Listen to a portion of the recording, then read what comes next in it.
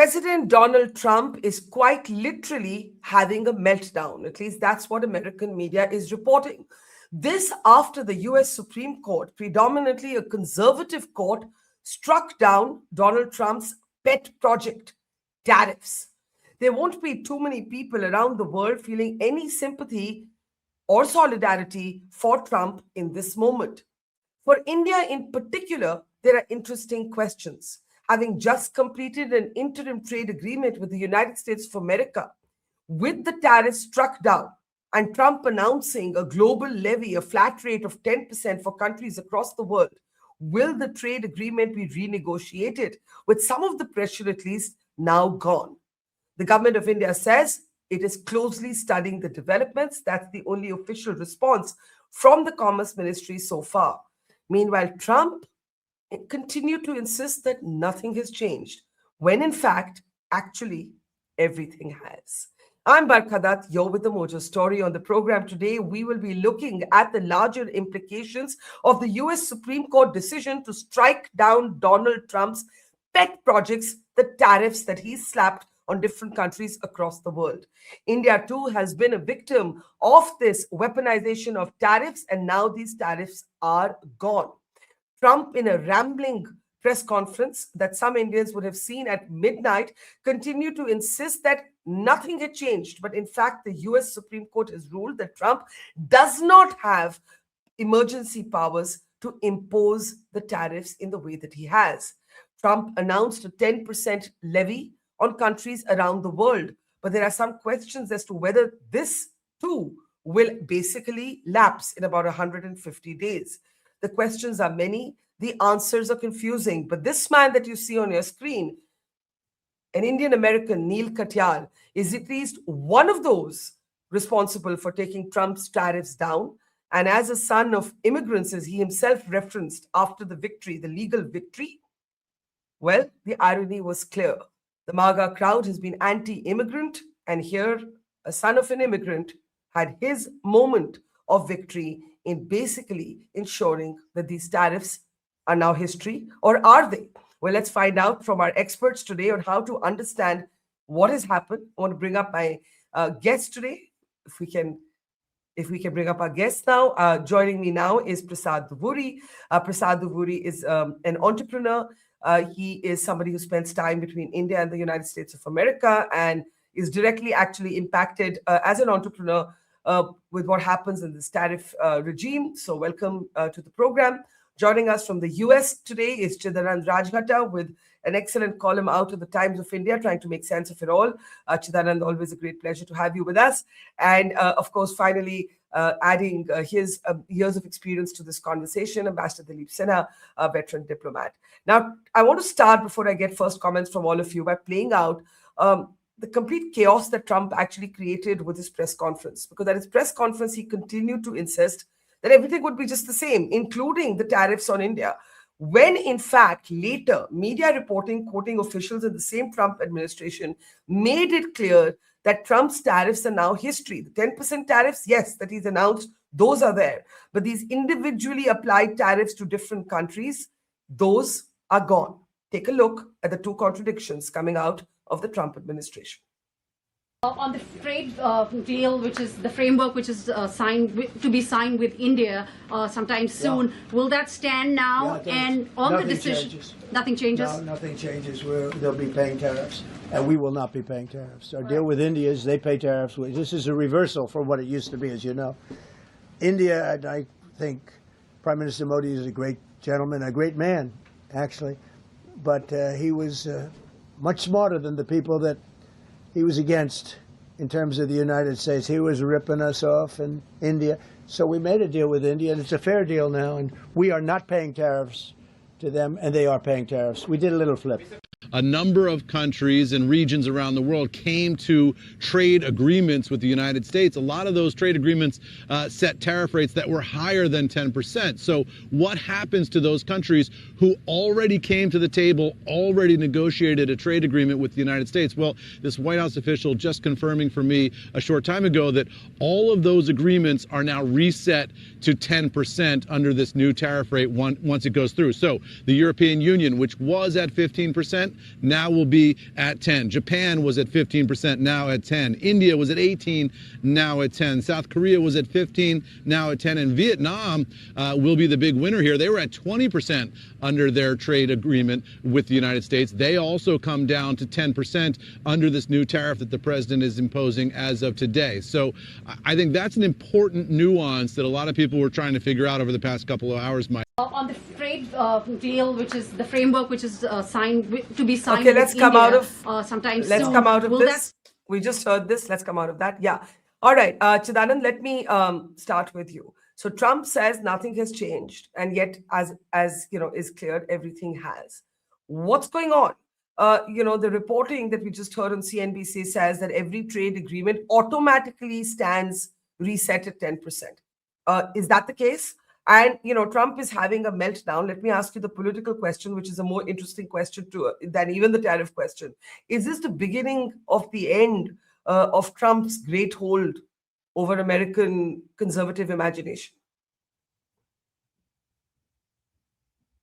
Can't he? Chidana, just unmute yourself at your end, please. Yeah. Can you unmute yourself? Okay, I can't hear you, so let me get Ambassador Sinha to come in for first. Yeah, there you are. Yeah, go ahead. Yeah. So first on the tariff question, yeah, absolutely. Nothing has changed and everything has changed, but that's what's new about it. Okay, this is the Trump era. What he says in the morning may not be true in the evening, may not be true, the next day. So people are still, searching their way through this. But it looks like, all the trade agreements looks like they are going to be canned. And anything that was imposed under IEPA, which is essentially what the Supreme Court struck down, is now in the dustbin. And he's announced a new 10% tariff. So that's what sort of kicks in almost immediately.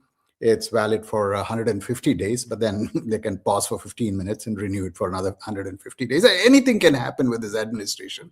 It's very, very hard to anticipate. But yeah, one thing is certain. He's not going to take this lying down. That would be very un-Trump-like, and he's going to come swinging back. There are various other provisions they can use.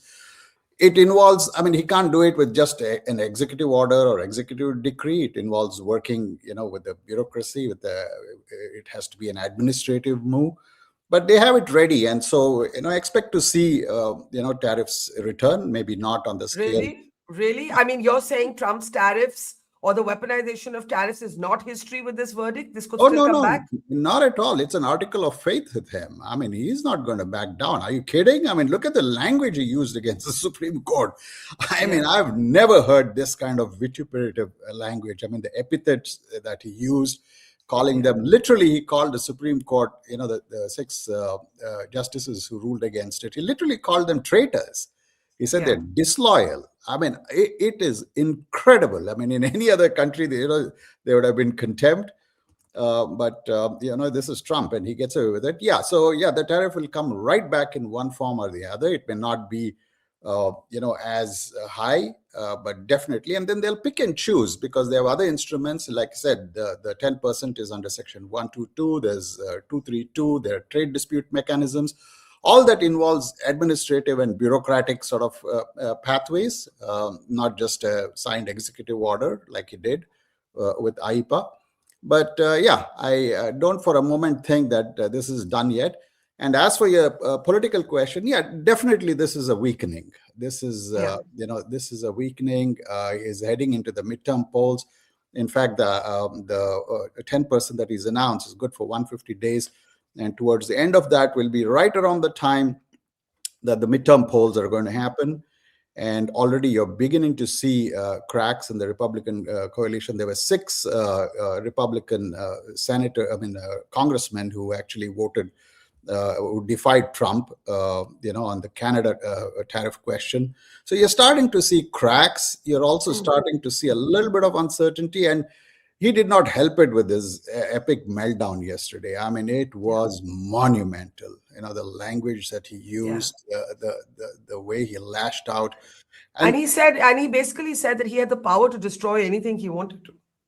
Right. Yeah. And he said he could actually destroy that he could destroy countries with executive order, but he can't impose tariffs. But that the IEPA Act does not even mention the word tariffs. Actually, he can do other things with that. He could have imposed sanctions if he wants. So Yeah. he's correct in that sense. But to come back politically, he's weakened significantly. It's actually the first major defeat that the Supreme Court has dealt. I think there are at least 25 other cases where the Supreme Court has actually sided with him. And many people thought this is an ideologically driven Supreme Court. 6-3 conservatives will back him here too, but there were 3 conservative justices who went against it. And for a change, I think for the first time, they actually looked at it through a constitutional and institutional lens rather than ideological lens. So in one sense, the dam is broken.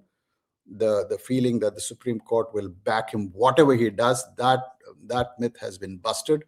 So there may be other cases. And in fact, even with the new tariffs, I mean, now there is a precedent that, they will be challenged all over again, all over the place. Right? For instance, right now, the big question is refunds. How do they refund? Who do they refund? And how will it work?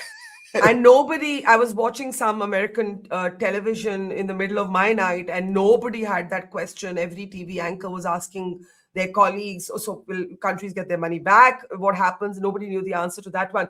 But before I come to Ambassador Sinha and Prasad for the, how might India respond, Chidanand referenced Trump's epic meltdown, just giving you a sense of it, because a lot of Indians were sleeping when this press conference took place. This is Trump, like, being, for lack of a better word, and the most polite word I can use is unhinged. Take a look. Can't charge $1. I would have used 1 penny, but we don't make the pennies anymore. We save money. Can't charge $1 to any country under IEPA. Not $1. I assume to protect other countries. This must have been done to protect those other countries, certainly not the United States of America, which they should be interested in protecting. That's what they're supposed to be protecting. But I am allowed to cut off any and all trade or business with that same country. In other words, I can destroy the trade. I can destroy the country. I'm even allowed to impose a foreign country destroying embargo. I can embargo. I can do anything I want, but I can't charge $1. Because that's not what it says. And that's not the way it even reads. I can do anything I want to do to them, but I can't charge any money. So I'm allowed to destroy the country, but I can't charge them a little fee. I could give them a little 2-cent fee, but I cannot charge under any circumstances. I cannot charge them anything. I mean, he sounds like he's about to cry, basically. I don't know. It is so difficult to actually remain neutral of any, there's no neutrality possible in a Trumpian age, because it is bizarre, it is hilarious, it is tragic, it is mockery, it is everything. Ambassador Sinha, I don't know what you're thinking, but I think for India, the question is, does the interim trade agreement stand reset at 10%? Should India be renegotiating? It is after an interim trade agreement. Suddenly it becomes easier to say, no, we're not going to spend those, $500 million. We're not going to spend $1 billion, rather. We're not going to spend that money anyway. We were not bound to spend it. There are those in the opposition who are saying, oh, you could have waited this out. Maybe you wouldn't have had to sign it at all. So how do you see it? Well, it's just my understanding, and I insist that it's my understanding because the picture is hardly clear to anybody, least of all to somebody in India, that what has been struck down by the Supreme Court, the US Supreme Court, are the measures taken by Trump, as Chidanand said, under the IEPA, which is the Emergency Powers Act, in which he had imposed differential tariffs on different countries. Now, with those impositions, it was incumbent upon India, which had faced 50% tariff, to try and negotiate like all other countries in the world, to try and see if it could be cut down. And I must give credit to our negotiators that they were able to bring it down from 50 to 18. Now, with the Supreme Court ruling, those agreements are all removed, and there is the flat 10% tariff that he has imposed under another set of powers that he has. I think this is the 1974 Act, which is a time-bound provision. So it's for 150 days, obviously for emergency situations to protect the US economy. So he's imposed a 10% tariff across the board. Now, in this situation, there's nothing to negotiate for India because it's a tariff that's been imposed across the board, not everybody. At the same time, I believe the 50% tariff that it imposed on certain products like steel, aluminum, and copper, I think they still remain. But then again, those are also across the board, they're enforced in all countries. So what has been removed or struck down by the Supreme Court is this differential thing of UK is so much, India is so much, China is so much. That has been struck down, and which means that he no longer has the capacity to negotiate with each country and bully them into these agreements like you must buy so much or you must invest so much in the US economy. So I think India should, at the moment, of course, just sit back and wait and watch the situation in the US and see what other countries are doing, what the US itself does, because you never know, tomorrow he might find some other act that empowers him to take some more measures, because the acts and constitutions do give the executive some extraordinary powers under emergency situations. The problem was that Trump was trying to misuse these across the board, not only for some countries like they do, for example, in the case of Iran or North Korea or Cuba, but he was imposing it on all fronts, including Canada of all countries. And it's a good thing that the US institutions are now striking back. They're coming back into their own. The feeling that some people had developed that the Supreme Court was completely supine, that has been removed. And the Congress also seems to be coming up.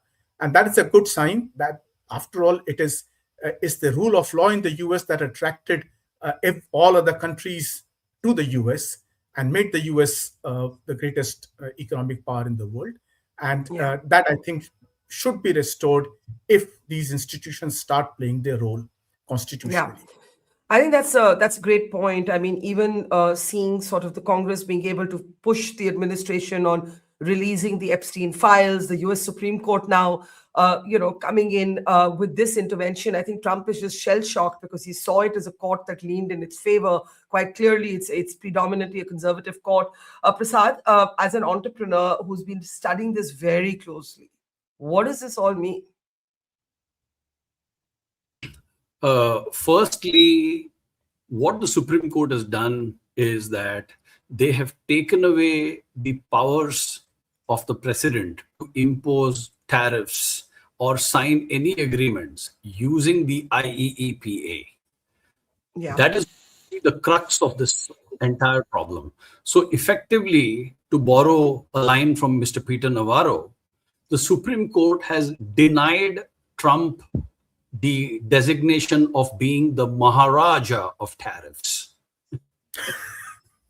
Okay, so that's what has happened. Now, all the trade agreements, the rates, the tariff rates negotiated with each country, I went and looked at all of those executive orders which were issued after the agreement was signed between the two countries, between the US and Korea, between the US and Japan. I looked at 6 of them of the last 10 months. Each of them had a reference that the president is signing this trade agreement with Japan under IEEPA. So now, with the Supreme Court taking away that power, saying you are not allowed to sign these tariffs, impose these tariffs on these countries using the IEEPA, all of these trade agreements that he has signed are all invalid. And therefore, none of those tariffs hold. Hang on. Yes. I have a question.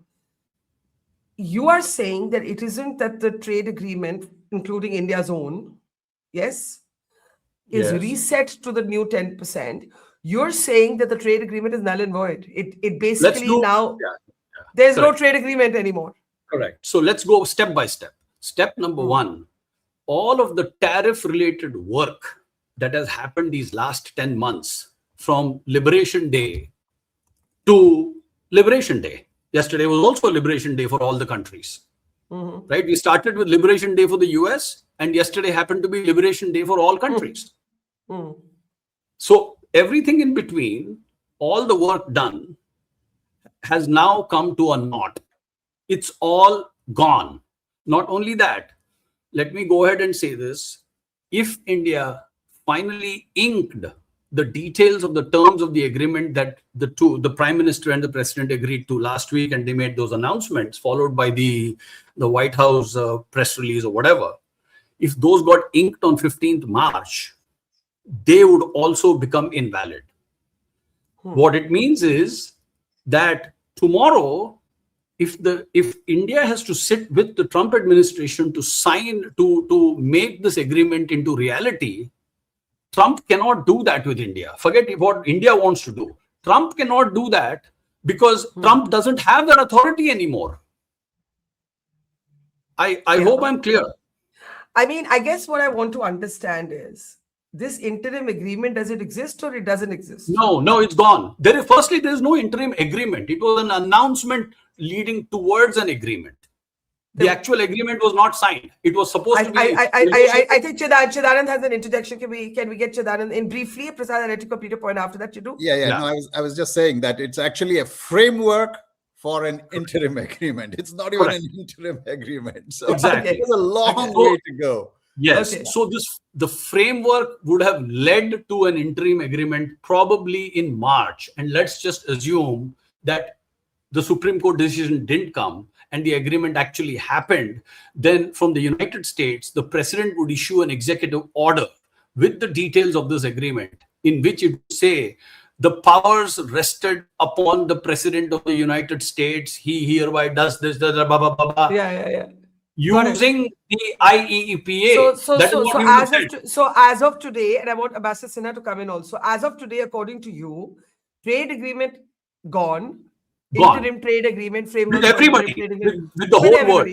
With everybody. Yeah. But we will be paying this 10% tariff as are all other countries. Let me clarify that. The 10% tariff under Section 122 is a tariff that the president does not require authorization from anybody, can impose the 10% tariff blanket on all countries for a period of 150 days. Right. The max he can impose is 15%. He was generous enough yesterday, in spite of having a meltdown, to only impose 10%, although he was allowed 15%. But he can renew it. No. Let's not go that far. I'm saying on Monday, there could be the same learning resources group could sue the president, saying that Section 122 requires you to prove that there is a balance of payments problem in the US, which is why you need to use this 10% tariff for the 150 days. So even the Section 122 could be sued, and he has to then prove that there is a balance of payments crisis. Okay, my head is really spinning from all this. I think the mota baat, Ambassador Sinha, do you agree that the interim, I wrote in the morning, we should renegotiate this agreement. I think what I'm hearing from Prasad and Chidanand is what renegotiate. The agreement doesn't exist. It anyway hadn't been operationalized. And so therefore it's kind of no longer valid. Do you agree with that reading? A. B, what happens to the business of Russian oil? Because, is that now a non-issue?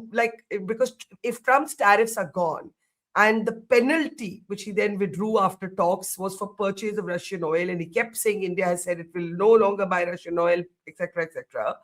None of that seems to apply. And I know Chidanand says that the tariffs can still make a backdoor entry. He'll find another way to bring them in. But as of now, is this interim trade agreement infructuous? Is it gone? B, is Russian oil now a non-issue? Well, the first part is correct. I think the agreement is gone. It's been struck down by the Supreme Court. But the second part, whether India has made any commitment not to buy Russian oil, and if it feels that even if it had made a commitment, now that the agreement is gone, there is no need to follow that commitment, one cannot rule out the possibility of some other action being taken by the US president in the name of national security against India. If he were to feel that, yes, national security is threatened, and I'm sure he has a whole bouquet of powers that he can fall back upon, specifically for the buying of Russian oil. He can invoke national security. There's a war going on in Ukraine. Now, if he does that, then the only option open for India would be to go to the Supreme Court in the US and try and explain that, look, why should only India be penalized? Why not China, for example, or any other country that's buying oil from Russia? Now, in that case, it will be a prolonged process. It might take another 1 year, and our exports will suffer in that period. Now, on the first point of the 10% tariff that he's authorized to impose on account of balance of payments problem, he can actually cite the fact that there is a huge trade deficit. In fact, last year, despite all his tariffs, the US trade deficit went up to $1.24 trillion. It was a record. Yeah. So whatever measures he was taking were not having the effect that was intended by him. Chidanand, I want to just bring in another character into this conversation, Neal Katyal. It's interesting. He's of Indian origin. He just had one word after this verdict, victory. He's been all over American media since then, very much the toast of town, represented small businesses in this case against Trump. The irony kind of writes itself. Tell us a little bit about his role in his story.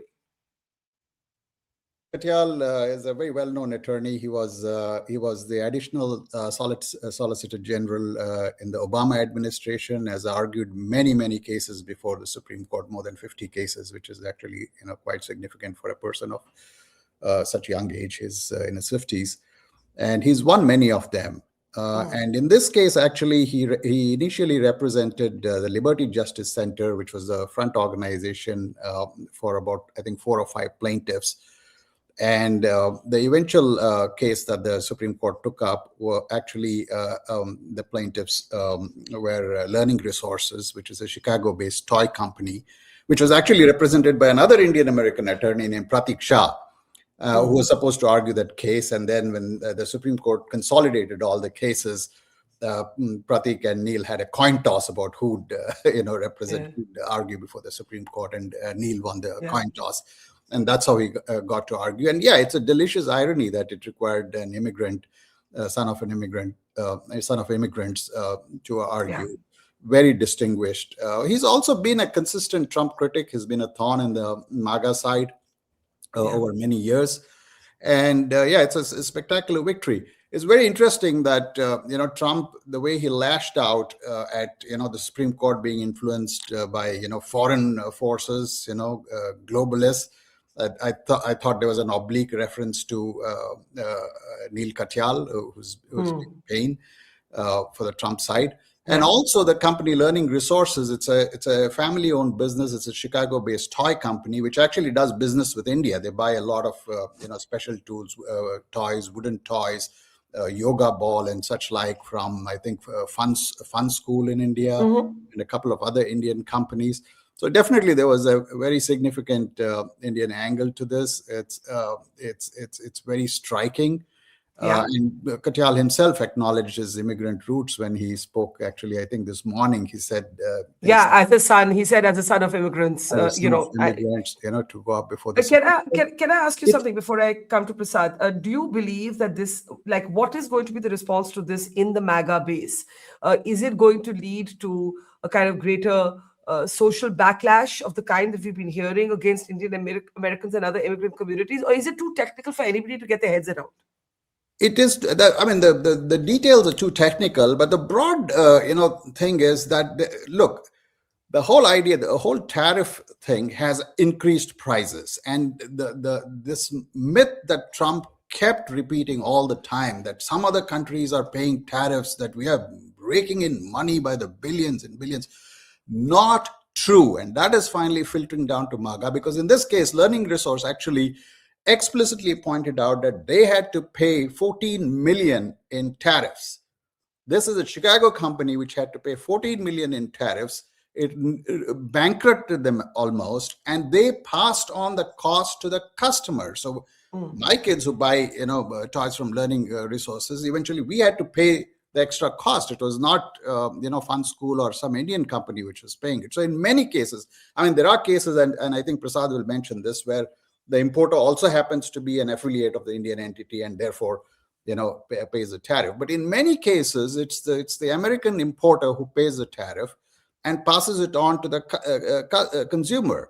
And so the prices have gone up in many instances, and he keeps repeating that, no, we are raking in billions and billions. So that reality, I think, is sinking in. And frankly, I think the MAGA base is also starting to, tire of this, because the great manufacturing boom, which was supposed to happen, not happening. Figures don't show. And as Ambassador mentioned, the deficits are going up. And I have a feeling that, this is a moment of reckoning, and you're starting to, the polls he's been tanking at the polls for several weeks now.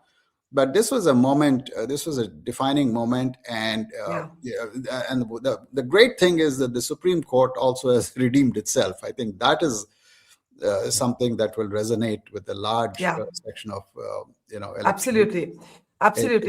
It's a Supreme Court that finally, came out of Trump's shadow and asserted itself. And mind you, it hasn't said that Trump doesn't have the power to tariff. The ruling is actually explicit. He doesn't have the power to tariff under IEEPA, right? He has several other instruments.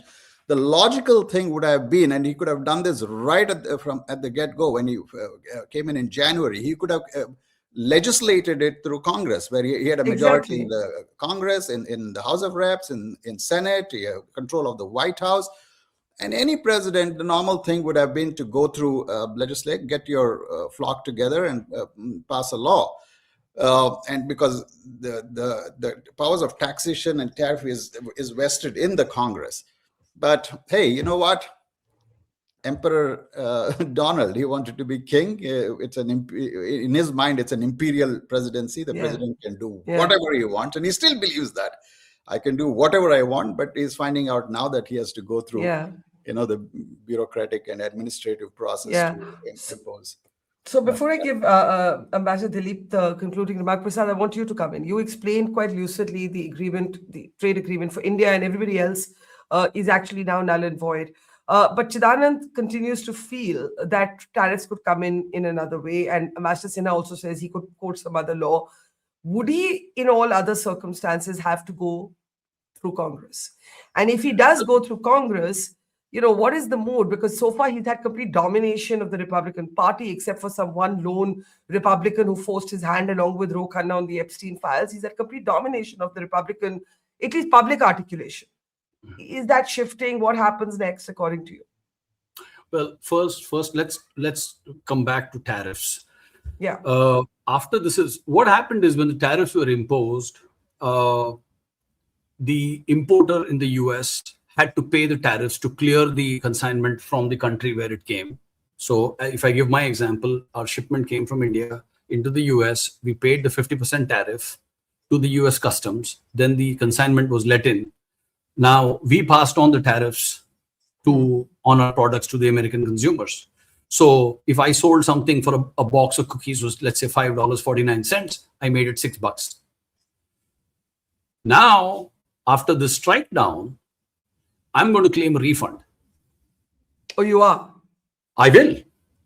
But it's not for me because I'm legitimately required to ask for a refund. I will. I think Chidanand has something to say about your biscuits. 1 minute. Chidanand, can we bring you in? Once again. Can I unmute Chidanand, please? The tariffs. What? Good luck with reclaiming, the tariff, because I think Trump himself said that it's going to be litigated for another 5 years. Correct. Yeah. But that aside, let's say there is a refund process. I'm going to claim the refund. If let's say I get a refund of $400,000, I can't keep it with me. I have to take this $400,000 and give it off to Whole Foods, to Food Lion, to all the grocery chains who I invoiced, this additional money. I have to give it to them, and they can't keep the money. They have to trace back Barkha, who bought a box of cookies for $5.50, and give her the 25 cents back. You understand? That's why. But kahan pe refund milega? That's why I'm saying. That's why if you look at the 170-page judgment, Amy Coney Barrett has specifically said this is going to pose a huge burden on how are you going to refund all of these tariffs back. She has mentioned this in the agreement, this point. So it is a mess. So that being said, the most important thing you asked about is what's happening with the MAGA base. The MAGA base is actually tired of all of these promises made, but nothing actually fruitioning eventually into result. Epstein files, tariffs, thousands of companies coming in, creating millions of jobs. Here's the most important thing. He said we are collecting hundreds of billions of dollars. Well, guess how much of tariff was collected in this entire time? It was $165 billion of tariffs collected. So where is the hundreds of billions of dollars in tariffs? It's only 165 billion collected. So that narrative itself falls flat on its face, that it's raking in a lot of money. And then the MAGA crowd, what I'm listening in on social media, the MAGA crowd is beginning to say, where are those hundreds of billions? Why are we only refunding 165 billion now because of this court striking it down? So it's all like much ado about nothing. What a so mess. What a it mess, is. basically. And then you have yeah. you have more than 12 Republican House members who are dead against tariffs. And this Supreme Court judgment is empowered them. So tariffs will not come back in. And one last point, Barkha, before I hand it back to you, the actual process of implementing these tariffs, as per US Constitution, is notification by the president to Congress 90 days prior in writing, intent to enter into negotiations before they begin. Then the negotiating objectives will be set by Congress and sent to the president and the US trade rep.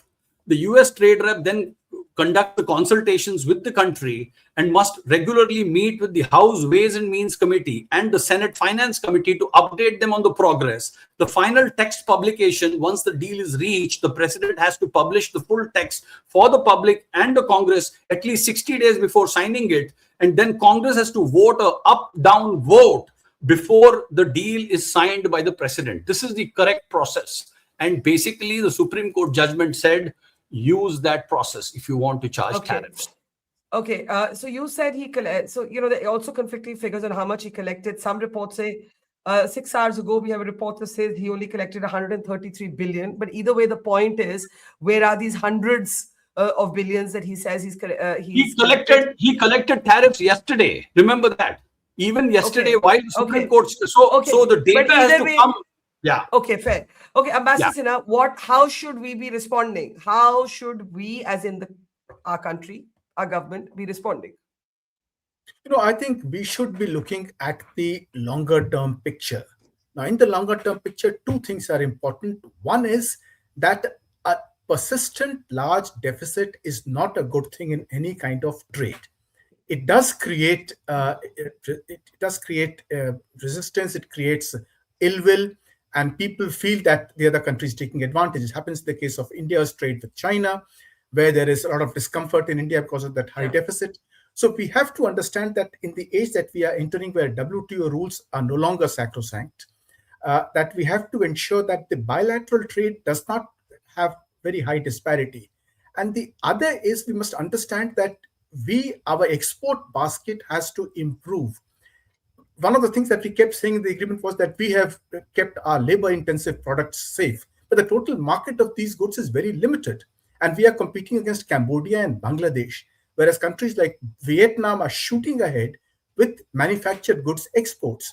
So we have to look at our basket of exports and move on to products which have an easier access in the Western market, because these are the products that have a bigger market.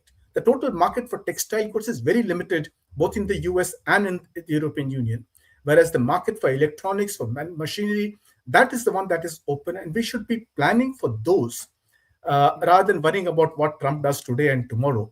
These things will continue, but it is the longer term picture that we have to look at. Fair enough. Just before we let you all go, Chidanand, since there's so much talk about the MAGA base, I mean, not that Joe Rogan has been quintessentially MAGA necessarily, but he's certainly right of the spectrum. And his comments on the Epstein files and how it's such a bad look for Donald Trump, I just want to ask if you see that becoming the next flashpoint. So far, Trump has been spared a political cost on it. We have the Clintons testifying, of course, Bill Clinton himself. As I said, I mean, Epstein is clearly ideology agnostic from the left to the right. They're all in there. How do you see that issue shaping up for him politically? Yeah, I mean that's a dynamite, but essentially one of the conspiracy theory was all this tariffs things was meant to distract from the focus from. And he might bomb Iran to change the headline. Yeah, but it's not going away, and it's now become so muddled and muddied that it's hard to discern. I get a sense that once again it'll be something that people will get tired of. But I mean, there are relentless exposés. There are 3 million sort of pages of documents. People will keep digging out. But there's already a sense of fatigue that nobody is being held accountable. There have been no arrests. I mean, of course, there's Andrew in Britain who's in the dark, so to say. But all this is adding up, and when Chidanand, it's a big contrast, right? In Europe. Whether it's the Norway royal family, whether it is Peter Mandelson, whether it is Andrew, there's actual costs to pay for anybody who's at least been linked to sexual abuse. Absolutely. In the US, there seem to be no consequences. Yeah, under this dispensation, and it's very un-American. Actually, remember, this is a country which did not hesitate to prosecute a vice president, for tax evasion. One time where a president had to resign after Watergate. So there is great accountability in this system. And, my guess is it will eventually come back. And, Joe Rogan increasingly sounds very disenchanted with this thing. And that's an important sign that there is a shifting sentiment in the MAGA base.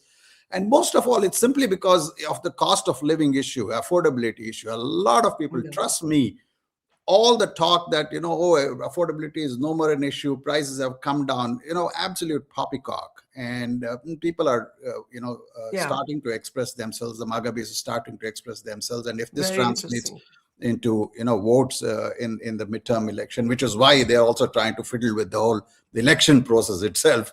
So, I mean, it's all. Well, lots of balls up in the air. I think I saw, if you could come out of this, Ambassador Sinha's hand go up. Yes, Ambassador Sinha, before we close. Yeah, just one point. Chidan mentioned about the cleaning up. I hope the Epstein affair leads to a certain amount of cleaning up of the mess that the American system has been in. And I must point out that President Clinton got away with escaped very, very narrowly. I mean, his was a clear abuse of power as president, and he got away with it. And I think this decline today was set in motion at that time. And I hope the Americans are able to use this incident to clean up the kind of mess that they have brought themselves into and raise themselves to the level that countries in Europe certainly have. And I hope other countries also follow suit. I think that's an excellent point. I think the way we look at Clinton-Lewinsky case today is so different, so much more informed than the conversation that took place, in the 90s. But yes, excellent point. I think a lot of dirt still to emerge. The MAGA base tiring, the tariff the tariff slap. I would just wonder what will Trump do next, because this is not a stable political leader, and anything can happen, as Chidanand told us in the beginning. So I think we're all going to be very busy tracking this, whether we want to or we don't want to. Thank you so much, Chidanand, Ambassador Sinha, and Prasad, and everybody. Have a great weekend. Thank you, and see you Monday. It's great to see you here. Thank you for watching our work. If you haven't subscribed yet, don't forget to click the bell icon and subscribe to Mojo Story and support independent, robust journalism.